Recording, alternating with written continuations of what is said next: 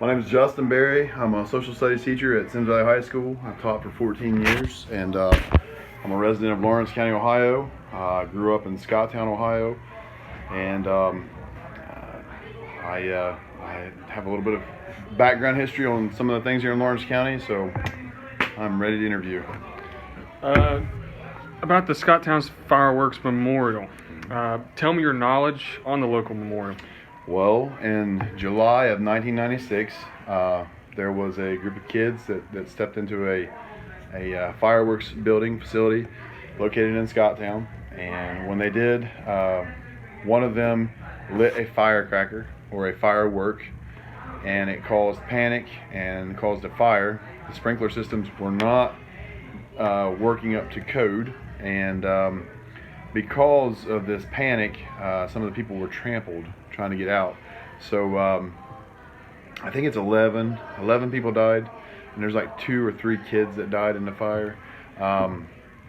Long story short, this happened and right around July 4th and caused a big uproar because, first off, fire code. People were worried about that, and not only that, people were also frustrated because they felt like some of the local people used their pole to get some of the kids out of trouble that were involved in this.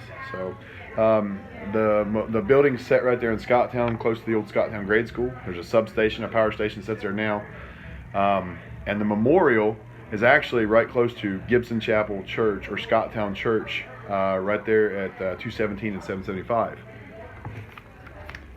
Did it affect you personally? I actually did. I wanted to go that day to get fireworks. I begged my mom. It's kind of strange. I begged my mom to go, and she told my cousin Billy, who I was staying with at the time, don't take him out there. And probably around noon or 1 o'clock, I say noon or 1 o'clock. I don't remember the exact time, but we heard the fire trucks leaving Chesapeake, squads, ambulances, and my cousin literally jokingly said, "I bet somebody blew up the fireworks place." And we saw on the news that had happened, and it was pretty sad because I remember begging my mom and being so mad that she wouldn't let me go. I remember begging Billy, who normally would give in to me, and he refused to take me for some reason. And looking back on it now, I'm glad. I'm glad I wasn't there because, first off, well, my parents would have been devastated had I been in that. And then the other thing too is I'm alive. Those are kids my age that are not alive anymore. So. Any concluding information you find important for a historian or a person to know about this local memorial?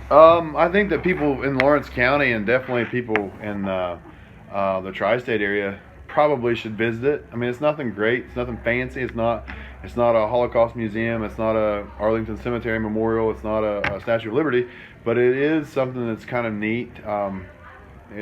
You're driving through Scottown and you see this stone slab, and you stop and realize that it's there, and it's telling about 11 or I think it was 11 people, maybe 13 people's lives that were cut short or that were ended.